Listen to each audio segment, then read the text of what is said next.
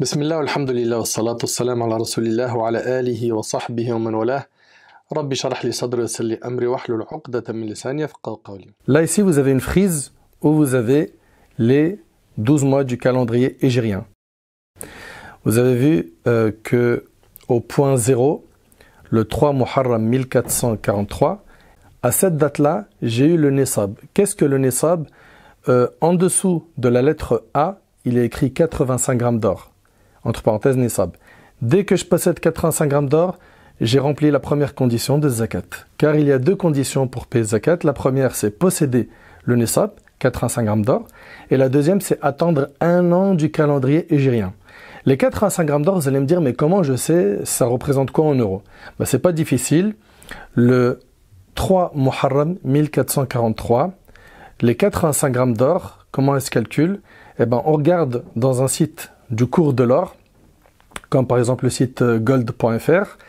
Pour les 85 grammes d'or, on va regarder combien coûte le gramme de l'or. Le gramme de l'or à cette date-là, le 3 Muharram 1443, est de 52,94 €. Ça, c'est le montant du gramme d'or, le 3 Muharram 1443, qu'on va multiplier par 85 grammes. Ce qui nous donne 4499,9 €. Si tu possèdes 4499,9 € ou plus, tu as rempli la première condition de zakat. Ça veut dire que tu dois marquer la date à laquelle tu as possédé cette somme, qui est ici, correspond à la lettre A, le 3 Muharram 1443. Maintenant, ce que je vais faire, c'est quoi? C'est que je vais attendre un an du calendrier hégirien. Un an. Regardez bien la flèche rouge. Le chiffre 12 correspond au 3 Muharram 1444. Donc, ça fait bien un an du calendrier hégirien. Donc, la première condition, je l'ai remplie. C'est que j'étais au-dessus du seuil minimum imposable, à savoir le Nisab. J'avais 5000 € en ma possession. Je donne rien. Juste, je marque la date. Et j'attends un an. Après un an, je possède chez moi la somme de 8000 €. Parfait. Maintenant, il va falloir voir si je suis imposable ou pas. Comment? En refaisant un calcul avec le site gold.fr par exemple, pour voir si je possède le Nisab. Donc, on va supposer que le gramme d'or nous fait atteindre, en le multipliant par 85, 5000 € par exemple. Le Nisab l'année d'après, il est à 5000 €. Moi, je possède 8000.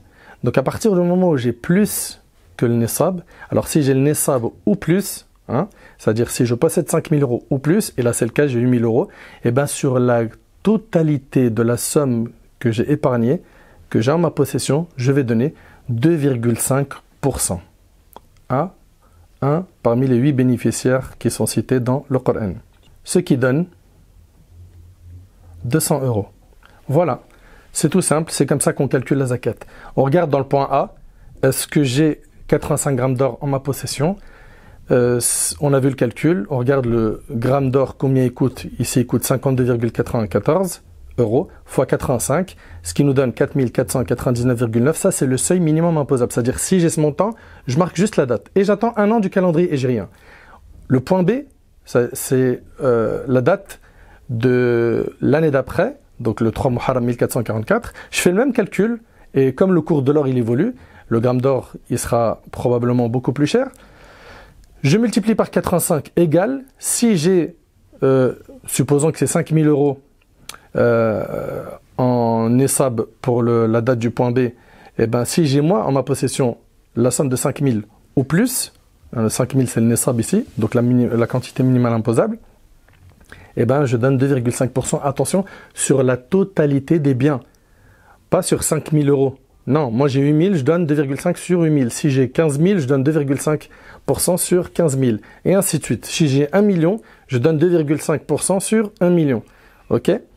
Et ça, je le donne à un pauvre. Et de cette manière-là, je me suis acquitté de la zakat. Un dernier point. Si jamais, après Muharram, de 3-4 mois, par exemple le mois où il y a écrit en dessous 4, je vais vous l'entourer. Si à ce mois-là, l'argent que je possède a été dépensé pour l'achat d'une voiture. Est-ce que je recalcule ma zakat dès que j'ai le nisab? Non.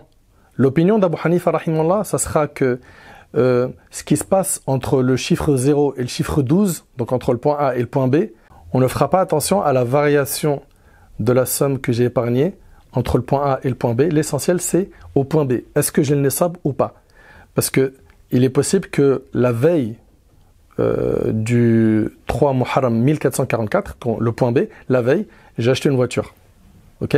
Et ben, si le 3 Muharram 1444, je n'ai pas 5000 euros ou plus, qui est le nouveau nisab, je ne suis pas imposable. Mais attention, je n'ai pas acheté la voiture dans l'intention d'esquiver la zakat.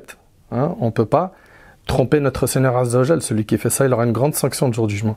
Mais si quelqu'un, voilà, devait à cette date-là acheter quelque chose qui le fait descendre en dessous du nisab, eh ben, il n'est pas imposable au point B. Le point B, vous avez compris, c'est la nouvelle date.